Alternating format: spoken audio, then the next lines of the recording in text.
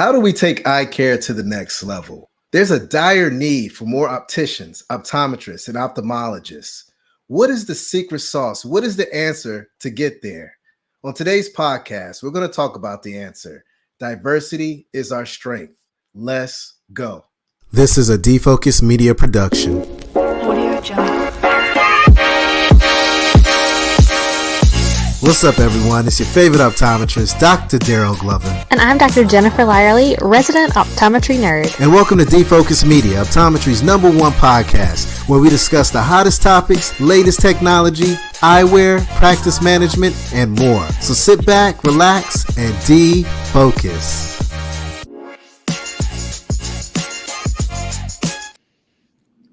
What's up, everyone? It's your favorite optometrist, Dr. Darryl Glover. I am super excited today because we're talking about a topic that's going to change the face of eye care, literally. It's going to help us produce better health outcomes. It's going to help us get more optometrists. And most importantly, it's going to allow us to continue to practice in an amazing profession. We're talking about diversity. And on today's podcast, I have two rock stars that have really helped to elevate the eye care industry in its entirety. Today, I get to hang out with Dr. Essence Johnson and Dr. Deanna Canto-Sims. How are you ladies doing today? Great. Hello. Hey, I'm super excited. I've known you ladies for I don't know how long now. I feel like my entire career.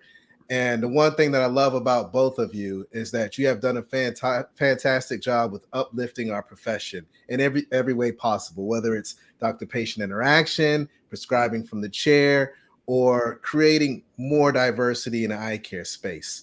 And before we get started, I want to give a special shout out to our partners, Transitions Optical, who has done a fantastic job with really getting out there and making a change, putting their money where their mouth is, and really connecting the dots to uplift the profession and increase more diversity. Before we get started, let's go ahead and jump into some backgrounds. Dr. Johnson, if you don't mind, maybe sharing a little bit about yourself. I know you've been on the podcast several times, but there's some folks out there that may not be aware of who you are. So maybe share a little bit about your background, what school you went to, and I love fun facts. So you got to share something that's fun, something that I don't know, because I know you well, my friend. Fun facts. So for those of you who don't know me, I am Dr. Essence Johnson, an HBCU-made residency trained community and correctional health optometrist. I'm also the executive director of Black Eyecare Perspective. I graduated from the Pennsylvania College of Optometry at Salus University, now at Drexel University. And you said a fun fact. What is a fun fact about me? Something that you probably know. I love eye-inspired jewelry. So today I am wearing my Snellen earrings that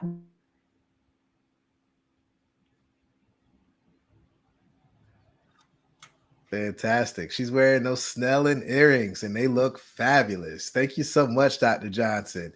We're going to take it over to Dr. Deanna. Tell us a little bit about yourself, your background, what school you went to, and of course, you got to share a fun fact. And I know you're full of fun facts, so I can't wait to hear yours. Fire away, my friend. All right. Well, thank you so much for having me. It is such a pleasure. It's always so much fun to be on your podcast. Thank you so much for having me. So my name is Dr. Deanna Canto-Sims, and I am Chicago born, but I was raised in Puerto Rico. So I graduated from the School of Optometry in Puerto Rico, the Inter-American University. I am the co-founder of Latinos in Optometry, which is a nonprofit to help Latinos see better so they can live better. I am also the co-founder of my practice, Buena Vista Optical. We are a multicultural, multilingual practice in the heart of Chicago. And fun fact, I guess I would say a lot of people don't know this, but so I was born in Chicago, but I didn't learn English until I entered kindergarten. And so I learned English. And then when I was in 5th grade, my parents decided to move to Puerto Rico. So I always joke and tell people my English is 5th grade English, but my Spanish is phenomenal. So if you speak Spanish, please have a conversation with me because I feel a lot more comfortable speaking Spanish. So that's my fun fact. Thank you for having me. Awesome. Super excited to have you today. And that's a part of this conversation, right? How do we make our patients feel more comfortable? How do we educate them in the exam lanes? What product, resources, tools, services can we provide to give our patients that next level care, right? So let's go ahead and get this party started. We're going to take it back to you, Dr. Canto-Sims. I'd love for you to tell us a little bit about your nonprofit, Leo, because it's done some amazing things. It has helped to really elevate the experience of these students going into optometry school. And you guys have really made a connection all across the industry. So if you don't mind, maybe giving a little bit of a background about how it got started, some stats in your in that sector, and let's just kind of build the story and build from there. Absolutely. I would love to. So Latinos in optometry, don't let the name fool you, right? You don't have to be Latino to be part of our organization. Latinos in optometry, our big picture goal is to help the Latino and Spanish speaking community see better so they can live better, right? And we do that by creating resources for eye care professionals to better serve their Latino and Spanish speaking patients. But we also encourage students to look into a profession of optometry, especially if they are multicultural, if they are Latino, they speak Spanish, because we know that patients feel more comfortable when they're able to have an examination in their own language or with a doctor or a professional that understands their culture. So we are a very young organization, but we have been very blessed, and we're very excited to move forward with being able to help students, encourage them with a career in optometry, but also create those resources and tools that you were talking about for every doctor nationwide to be able to have, so that they can better serve their Latino and Spanish speaking community. In our website, we just launched a new website. We encourage you to go visit us at latinosandoptometry.org. And there is a tab there where patients can find a Spanish speaking doctor or a doctor that has Spanish speaking staff. So if you're a doctor that speaks Spanish or has Spanish speaking staff, I encourage you to go on there and sign up, because patients will be looking for you. I love it. I love it. Thank you so much for giving us that fantastic background. Next up, we're going to have Dr. Essence Johnson represent the nonprofit that she leads, Black Eyecare Perspective. Dr. Johnson, if you don't mind, maybe giving us a high-level overview of the organization, maybe sharing some statistics in regards to Black representation in eye care, and then we can kind of build from there. All right. So Black Eyecare Perspective was co-founded by Dr. Darryl Glover and Dr. Adam Ram right before the pandemic. And a lot of the, I would say the essence, so to speak, of how that organization got together was really coming to the realization, the actualization, that we had a lack of representation. I think what people don't always realize, when you are just naturally who you are culturally, ethnically, it is really not always one of the things that is as apparent of how much of a minority we may be in the profession. But I think in light of a lot of recent things that have happened in history, especially over these last 5 years or so, we've been putting a little bit more of a focus on representation. And I think those of us that are minorities in the profession, there is a stark just difference of when we walk into spaces. So having that kind of epiphany, that aha of you know what, we really are one out of tens of thousands, 2 out of a couple of hundred people.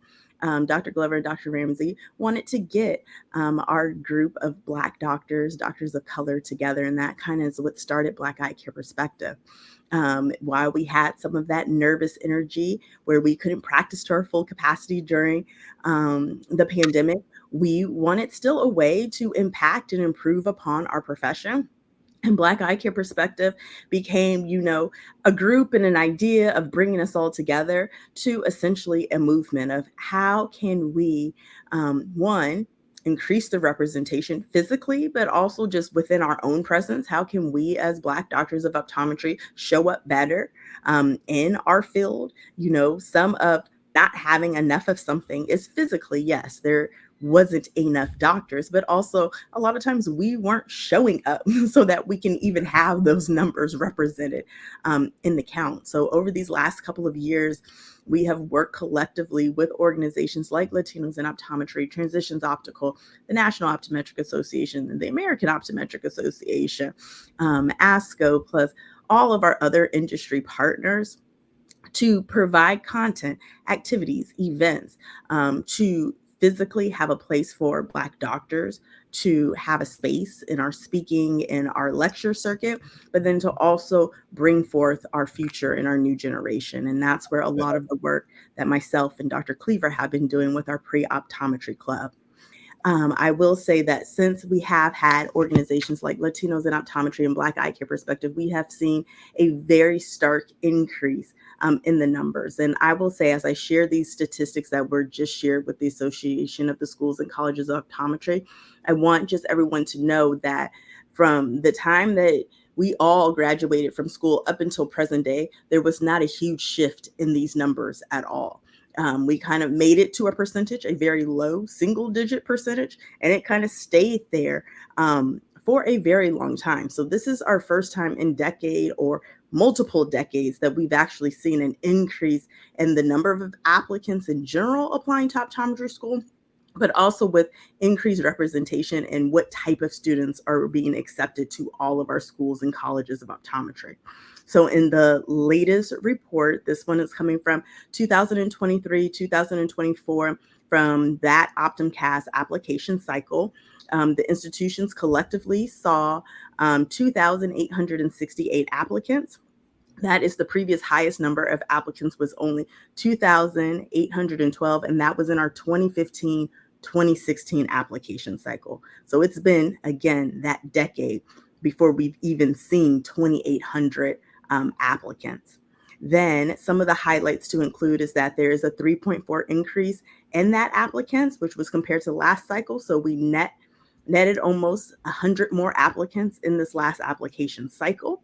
Wow. We have a 7.6 increase in the total number of applications, and most students are applying to about 4.5, which we know closer to 4 to 5 schools since we can't apply to half of a school. We have a 4.5 increase in our Black and African American applicants. So last cycle, there was 134. This past cycle, we gained 6 more applicants. And again, the highest number of applicants that has occurred over time historically was in 2020 to 2021, 160 applicants. And you know that 2020, 2021 timeframe is very special and significant to both of our organizations. And I definitely believe that our increase in our applications, and especially in our minority applications, do have a direct correlation to the organizations that we also lead in the efforts that we have done over that time. And then the same thing has happened. We have seen when there's an increase of Black and African American applicants, there's also our increase in our Hispanic and Latino applicants. Yes. So there's been a 3.6 increase there. So previously there was 361 applicants. We have 374, and this cycle has shown the highest number of Hispanic and Latino applicants ever. So it is very exciting to see that we are affecting some change. I think it'll be even more exciting to see, can we sustain and maintain that change? But I think overall, it definitely shows that where we've been very stagnant for about 10 to 20 years, that a change was going to come, that we needed this impact that we're all creating. And I know that we're all dedicated to continuing this forward movement and momentum in the eye care industry. Yeah, and I love it. And, I always like to stress this whenever I have these conversations. It's not a Black thing. It's not a white thing. It's not a Hispanic thing. It's not a purple, green, or yellow thing. It's a we need more optometrists thing. And we got to, tap into different avenues that we've never tapped into previously. And it just so happens that a lot of minorities were never truly exposed to this amazing profession. I love this profession and I want everyone to be a part of this profession. And I ask every kid, every parent that walks in my door that's thinking about a career change to jump into this profession. And I don't care what you look like, but we need more optometrists. And I think now that we see that there is a want and a passion from the Hispanic community, from the Black community, we need to leverage that in addition to some of our traditional methods of increasing more representation for eye care, more optometrists. Now, Essence, you mentioned something, how can we sustain this? And what I would like to talk about next is two things. Number one, I want to talk about some of the initiatives that both of you have done in eye care to increase more minority representation in eye care. And then I'd like to talk about some of the partnerships that you guys have done, in particular Transitions Optical, because I know they have done some fantastic things with both organizations. And I'd love to highlight how much of that has impacted the communities of color and how it's impacted some of these numbers that you just mentioned, Dr. Johnson. And Dr. Deanna, I'd love for you to go first, if you don't mind, just maybe sharing some of the initiatives that you guys are doing over at Latinos in optometry. Yes, absolutely. So Transitions has really been pivotal in helping us with the initiative of the road to optometry. And I always say the road to optometry, which means it's literally like a roadmap that shares with students and anyone interested in a career in medicine or healthcare what it is that you need to become an optometrist. And Transitions, we've visited multiple universities and colleges, tapping into that undergrad population. This year, we have multiple initiatives to go into high school and also even younger students, because it is incredible how we go into speak one-on-one with college students and they've never even had an eye exam, or they don't know what an optometrist is, and they're very curious. So this is an amazing initiative, and Road to Optometry is one of them. In addition, we will be doing some case studies and also collecting some data so that we know where we stand, so that moving forward, we have some goals that we can establish so that we can start documenting that. I love it. I love it. And through this journey, this road trip, this road to success, I'd love for you to share what's been probably your most impactful and touchful moment, because I know from a personal experience, just I always like to share this story. I currently have an extern in my office, and this extern was once my patient, and she saw me and she said she wanted to be an optometrist, and now she's externing in my office. So every time I see her, I almost want to cry, right? Because it's just so touching to see someone that saw how great the profession was and wanted to learn more of it, but didn't have that exposure, but saw me and said, hey, you know what? I want to make that magic happen. And I know you've probably had countless interactions and experiences with the students and doctors that you help. So I would love for you to maybe share one of those impactful moments, if you don't mind. Well, honestly, I think that is one of the most impactful ones. And I've had the same experience where, in my case, it was a staff member. So I had a staff member, and I remember when I interviewed him, he said, I want to be a physical therapist. And he was very passionate about that. And then he started working for us, and he decided, it's like, you know what? I never thought that this would be something that I wanted to do. And this was like 5-6 years ago. So he graduated. We were so excited. He found employment immediately because he's bilingual, right? And what I love about it is, and this is, I think, where it just ups the yumminess more, is he was offered a job that was very good pay, but instead he chose to stay in his community, a community that is dear to his heart, and work at a practice there because he wanted to help the Spanish speaking community. So to me, that was like so good. I love it. I love it. And that just always goes back to something I know Dr. Johnson always states: if you see it, you can believe it, right? So he's given that community an opportunity to see themselves, be a doctor, and help people at the most precious sight and change the game. So amazing, amazing, amazing. Thanks so much. Dr. Johnson, let's take it over to you in Black Eye Care perspective. I know you've done a lot of things in the community and partnered with a lot of folks, transitions in particular. But if you don't mind, maybe sharing some of the initiatives that you have done and the impact that it's made on the community as well. No, I think the common theme through all of this, and when we do these conversations and when we talk to our partners and our other organizations, is that seeing that importance of, like Diana said, taking the show on the road. And what does that mean? We talk about, professing and practicing optometry in your own backyard. So I think a lot of some of the initiatives that we focus on is physically how us as doctors can give back. So we have been on those tours of also going to colleges and universities, specifically Black colleges and universities, whether we are tabling at their events, bringing mobile units in there,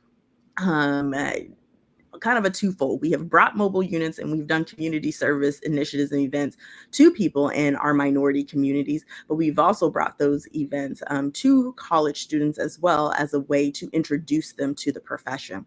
So I think in a lot of the work that we have particularly been doing with transition is how do we amplify the message of optometry, ophthalmology, opticianry, because what we have noticed that yes, if they see it, they can be it, they can believe it, but also we have to be there in order to introduce these professions to them. So we have done a lot of work of how can we put these career opportunities in eye care, these pathways to eye care professions in front of a younger generation. I know, Diana, when you guys are going into those high schools and those middle schools, it's not just always the typical show and tell, but even like the work that I do in my own personal work in our charter school system here in Dallas, is that important integration of, the healthcare career paths with the curriculum.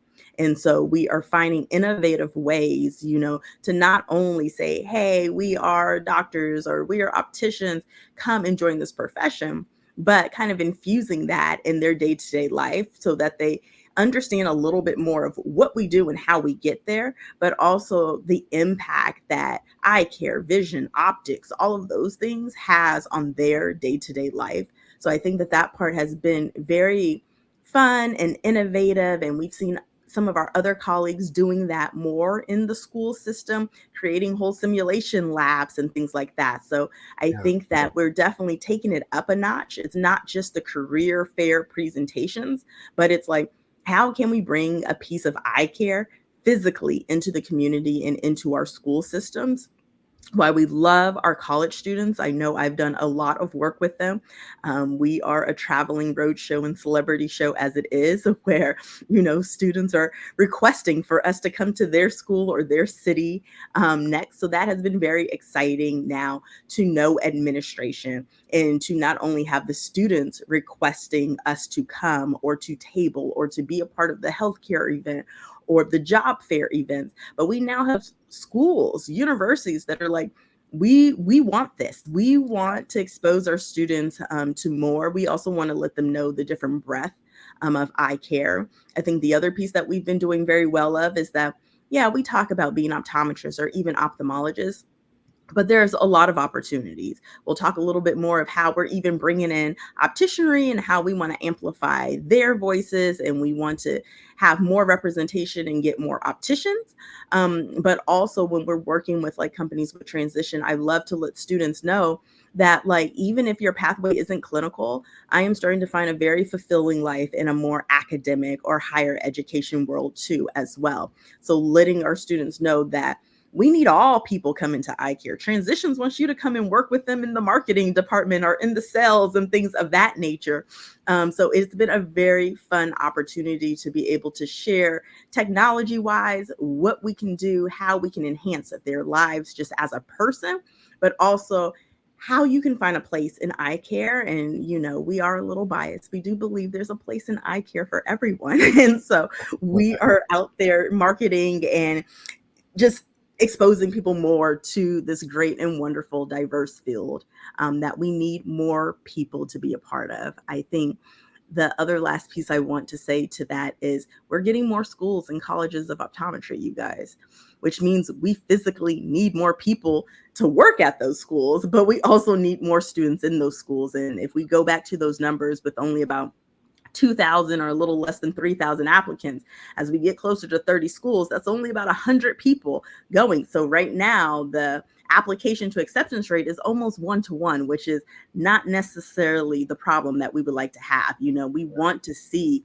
multiple students being able to apply for those spots, and also not the same couple of hundred students applying for the same 20 or 30, schools that are out there. So it is definitely all of our responsibilities. And I'm happy that we have a company like Transition that is helping to amplify that and helping us literally put the show on the road, put the message out there so we can get more people into all of our respective eye care professions.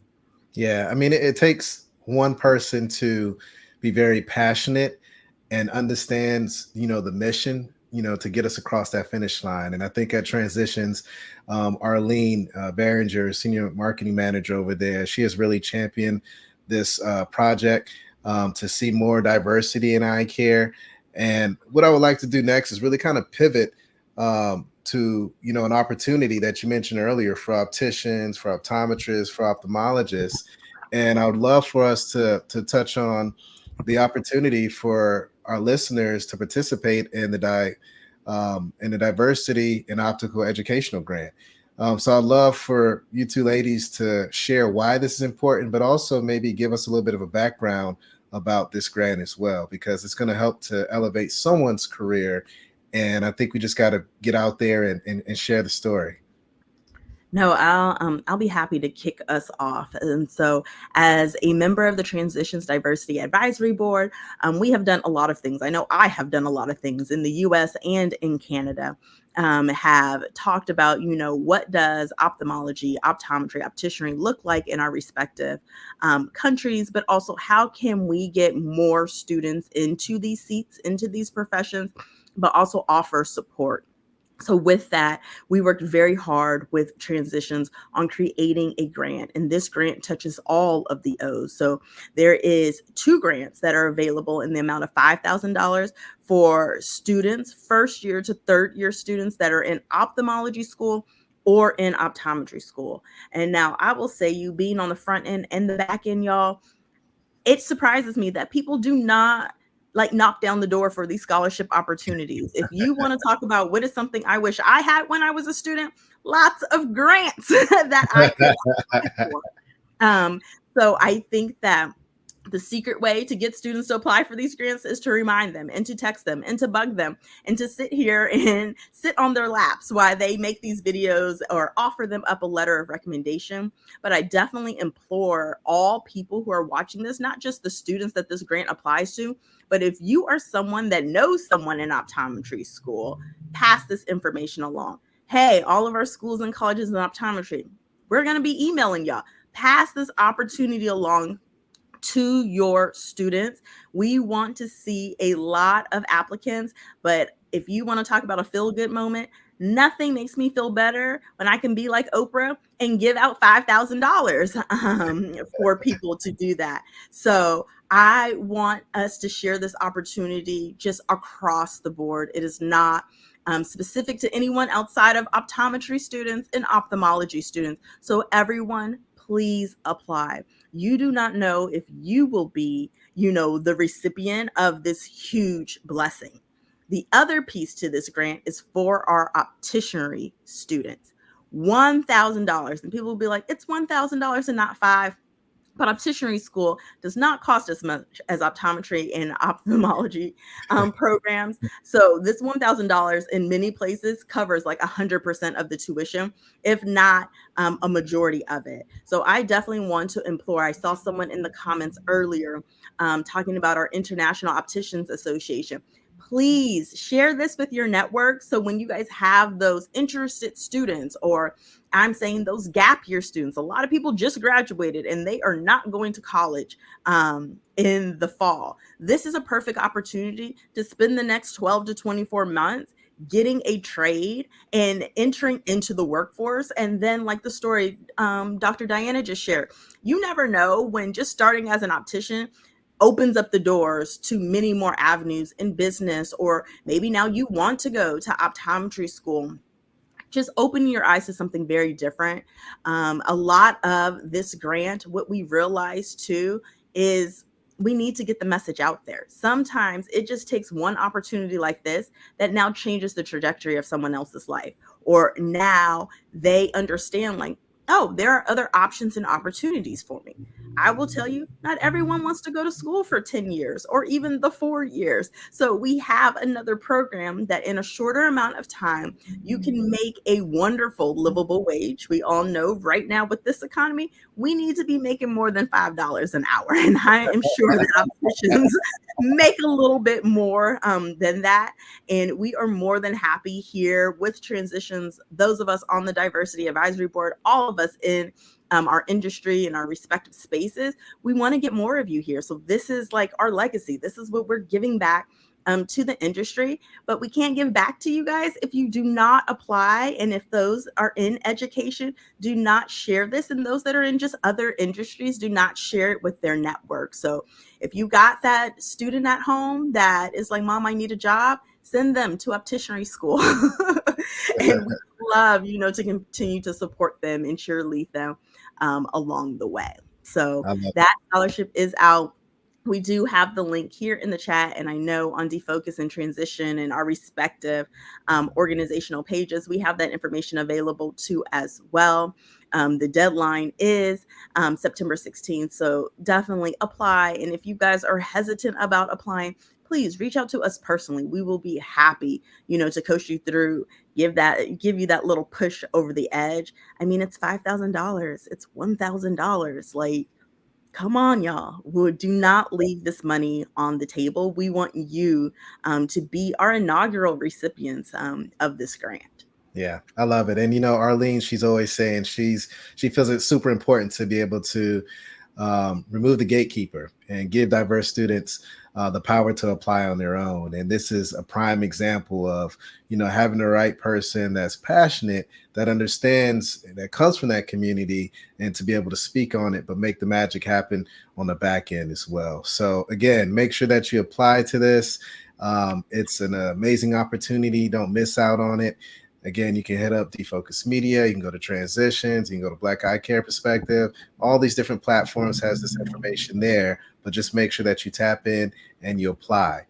Now, this is fantastic, but I want to know what's in the future for both organizations, because you've done so much great work over the last couple of years. We've seen the numbers increase. You guys have partnered with some major players out there, but what's next? Dr. Deanna, I'd love to learn a little bit more about what's in the pipeline for Leo. So we will continue to work with Transitions on the road to optometry. This initiative has been so successful.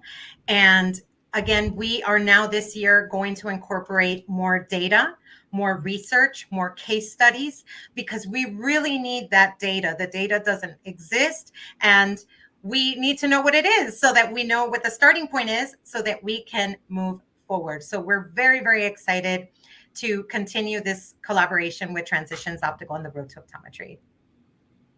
I love it. And Dr. Johnson, what do you and Black Eyecare Perspective have in store for us? I mean, we're also going to focus on the data too. That is very important in this. And we have had a very productive last couple of years. So it is time to share that out.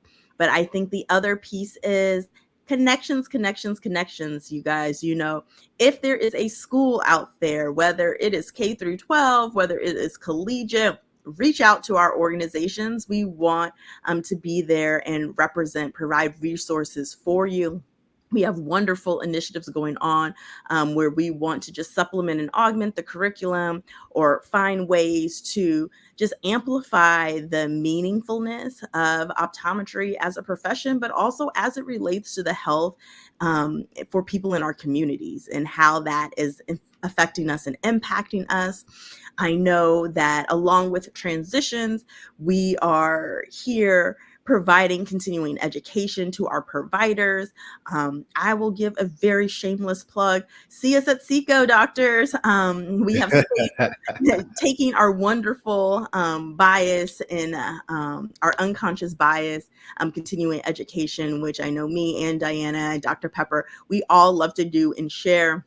It is not scary at all. Everyone leaves so empowered and invigorated and with tangible tips and steps that they can do on how they can improve on diversity, equity, and inclusion in their practice model. So we're just continuing to looking more at doing things like that. I think the other piece of it for us that we're very excited about in Black Eyecare perspective, our first cohort of students here are graduating in 2025. So all the schools and colleges of optometry, Black Eyecare Perspective wants to be there in regalia and on stage, of course, to help congratulate and support those students that, for me, it started off as just simple pen pal Instagram relationships. So it is a very touching moment, as a doctor to see just what being there for someone can do. And honestly, I can't even believe that some of these students are already in year 4 and are about to graduate from optometry school, and to just know the very small role that Black Eyecare Perspective and personally myself has played to be along that journey. I am very excited to welcome in a new breed of colleagues, but I'm also just as excited of getting even younger. Diana said we're going young. I have a 5-year-old and an 8-year-old, so I love making it all the way down to preschool, elementary school, and I know my kids are very proud of their optometrist mother and her optometrist friends that they dearly and affectionately love, as their aunts and uncles in this profession.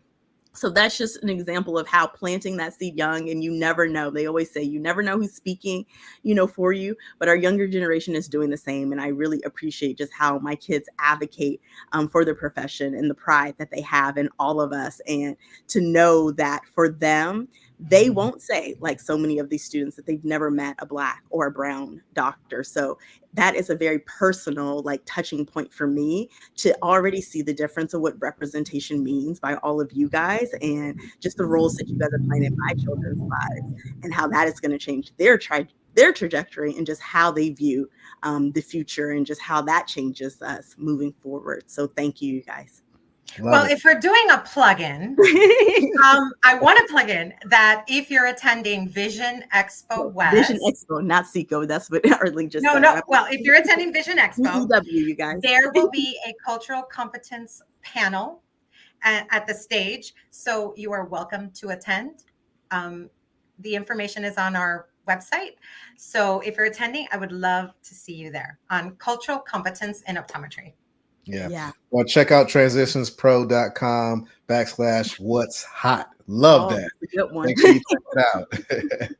Well, ladies, this has been fantastic. I mean, clearly you two are leaders. You're pushing the profession forward. You're changing the face of optometry, but most importantly, you're increasing the number of optometrists. There are so many patients out there that need our help, but we can't be there if we don't have enough optometrists. And again, this is just a different lane to attract more people to our amazing profession. We got to work together to change the industry. Together, we can change this industry and make it something special. We are truly the gatekeepers into the healthcare system. And I just want to say thank you so much for all the great work that you're doing.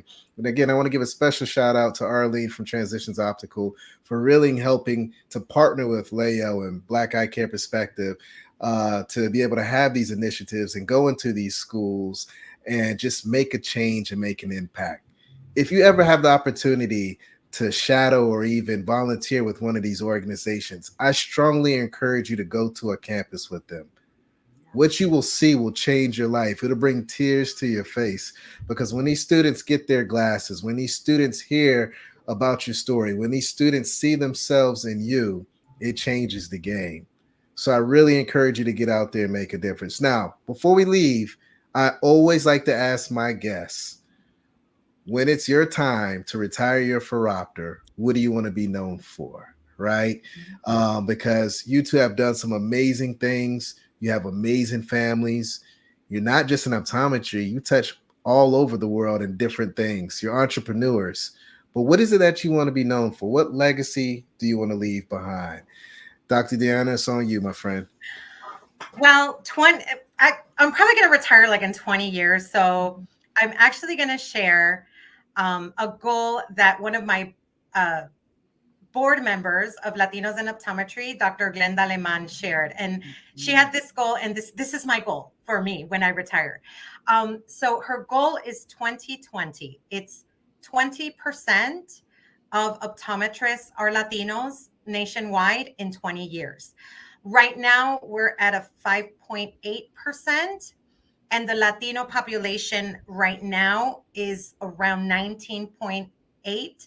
So there's a big difference, right, between how many Latino optometrists are nationwide, a little bit lower than 6%, and the Latino population being around 20. And we know that that is going to grow because we love having babies. And also there are a lot of immigrants that don't even speak English coming in. So we need more, Latino and Spanish speaking eye doctors. And that's my goal, 20% in 20 years, hopefully. Thank you. I love it. I love it. So it sounds like for this profession, you want to leave behind more Hispanic representation to be able to take care of those patients. I love it. And thank you so much for all that you do. Thank you. Dr. Johnson, it's on you, my friend. I'm right there with Diana. We have our 13% promise. So that would be the most beautiful legacy when it's time for us to retire our phoropter, that this is not a thing anymore, that we are all, in those double digit numbers and it is sustained. And I always like to say, the sign of a great leader is the people that come up after them. So, we want a great line of succession. We want a strong and robust industry, and we want to be able to pass the torch, not just to someone, but to a lot of someone. So that will be very exciting to see. That I agree with Diana. We cannot retire our phoropters until we see that 20 and 13% respectively. And I am convinced and confident that especially with the people that we are passing the torch to, that we can continue to affect that change and that positive generation, and that we will be able to see that in our lifetime become reality. I love it. I love it. Thank you so much for being a part of the show. I mean, today has been just amazing. Such great content, amazing initiatives, powerful collaborations and partnerships. And again, I just want to give a special thanks to Transitions Optical for doing an incredible job. For anyone out there that may have a student or someone interested in optometry that's Hispanic, please send them to Latinos in Optometry. They're there to serve as a community and give them the resources that they may need to take it to the next level. Same thing if you see a young Black kid or someone that's interested in the profession, send them the Black Eyecare perspective and let that team educate them and answer any questions that they may have.